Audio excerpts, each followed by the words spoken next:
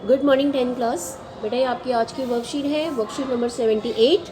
2 तारीख की वर्कशीट है। हम लोग भारत में राष्ट्रवाद पढ़ रहे थे और भारत में राष्ट्रवाद में हम लोगों ने पढ़ लिया था किस तरीके से गांधी जी ने दांडी यात्रा करी और सविनय अवज्ञा आंदोलन और असहयोग आंदोलन में क्या अंतर था। अब आगे बढ़ते हैं कि सविनय अवज्ञा आंदोलन में जो अलग अलग सामाजिक समूहों ने भाग लिया उनकी भागीदारी के बारे में हम पढ़ेंगे। सबसे पहले किसान।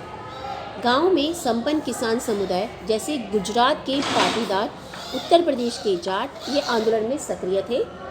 उन्होंने अपने समुदायों को एकजुट किया और कई बार अनुच्छित सदस्यों को बहिष्कार के लिए मजबूर किया।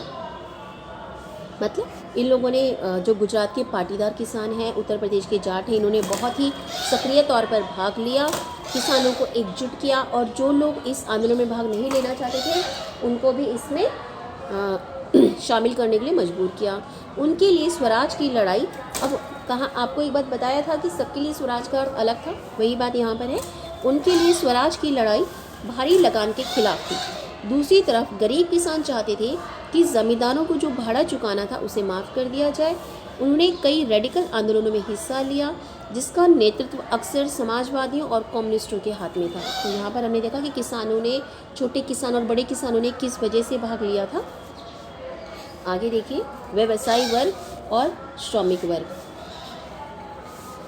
भारतीय उद्योगपतियों ने आंदोलन को आर्थिक सहायता दी। जो उद्योगपति थे, बड़े बड़े बिजनेसमैन थे, उन्होंने इन आंदोलनों में जो पैसा खर्च होना था उसमें मदद करी और आयातित वस्तुओं को खरीदने या बेचने से इनकार कर दिया। और यही इन्हीं जो बिजनेसमैन थे, इन लोगों ने जो आयातित वस्तु थी जो दूसरे देश से इधर आती थी उनको खरीदने से या फिर बेचने से इनकार कर दिया।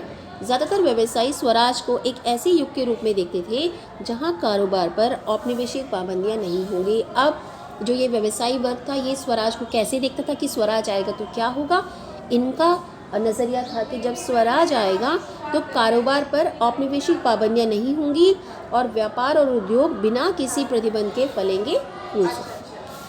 औद्योगिक श्रमिक वर्ग ने सविनय अवज्ञा आंदोलन में नागपुर क्षेत्र के अलावा कहीं बहुत बड़ी संख्या में हिस्सा नहीं लिया। तो श्रमिक वर्ग जो था उसने केवल नागपुर में ही बड़ी संख्या में हिस्सा लिया और कहीं मजदूर वर्ग इतना सक्रिय नहीं था।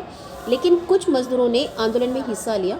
उन्होंने विदेशी वस्तुओं के बहिष्कार जैसे गांधीवादी विचारों को काम वेतन व खराब कार्यस्थलों के खिलाफ अपनी लड़ाई से जोड़ लिया। इन्होंने क्या जोड़ा कि जो उन्हें काम करने के लिए खराब परिस्थितियाँ मिलती हैं उससे इन्होंने अपने आंदोलन को जोड़ा। 1930 में रेलवे कामगारों की और 1932 में गोदी कामगारों की हड़ताल हुई। 1930 में छोटा नागपुर के टिन खानों में हजारों मजदूरों ने गांधी टोपी पहनकर रैलियां और बहिष्कार अभियानों में हिस्सा लिया। तो इस तरीके से हमने व्यवसायी वर्ग भी पढ़ लिया, उद्योगपति क्या चाहते थे और श्रमिक क्या उम्मीदें थी स्वराज से। अब आई महिलाओं का क्या रोल था भाई सविनय अवज्ञा आंदोलन में। महिलाएं सविनय अवज्ञा आंदोलन में महिलाओं ने बहुत बढ़ चढ़कर हिस्सा लिया। गांधी जी के नमक सत्याग्रह के दौरान हजारों औरतें उनकी बातें सुनने के लिए घर से बाहर आ जाती थी। उन्होंने जुलूसों में हिस्सा लिया, नमक बनाया, विदेशी कपड़ों और शराब की दुकानों की पिकेटिंग करी। बहुत सारी महिलाएं जेल भी गई। गांधी जी के आह्वान के बाद औरतों को राष्ट्र की सेवा करना अपना पवित्र दायित्व दिखाई देने लगा। लेकिन महिलाओं की सार्वजनिक भूमिका में इजाफे का मतलब यह नहीं था कि उनकी स्थिति में कोई भारी बदलाव आने वाला था। गांधी जी का मानना था कि घर चलाना, चूल्हा चौका संभालना, अच्छी माँ व अच्छी पत्नी की भूमिकाएं निर्वाह करना ही औरत का असली कर्तव्य है।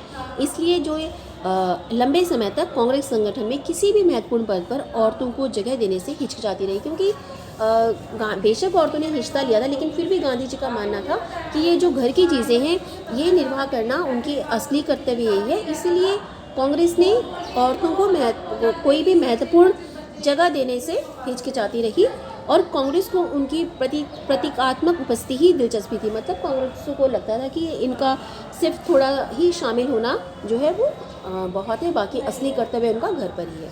तो ये था महिलाओं का रोल। क्वेश्चन देखिए, सविनय अवज्ञा आंदोलन में विभिन्न सामाजिक समूहों की भागीदारी किस प्रकार थी। आपको सबका एक एक करके बताना है। सविनय अवज्ञा आंदोलन में महिलाओं की भागीदारी का उल्लेख करना है। क्या उनकी सार्वजनिक भूमिका के इजाफे में कोई बदलाव आया तो ये लिखना है, नहीं कुछ नहीं आया। गांधी जी का लगता था कि उनका बेसिक कर्तव्य वही है, ये सारी चीज़ें आपको यहाँ से लिखनी है। तो ये आपकी वर्कशीट है, सभी बच्चों ने इसको ध्यान से करना है।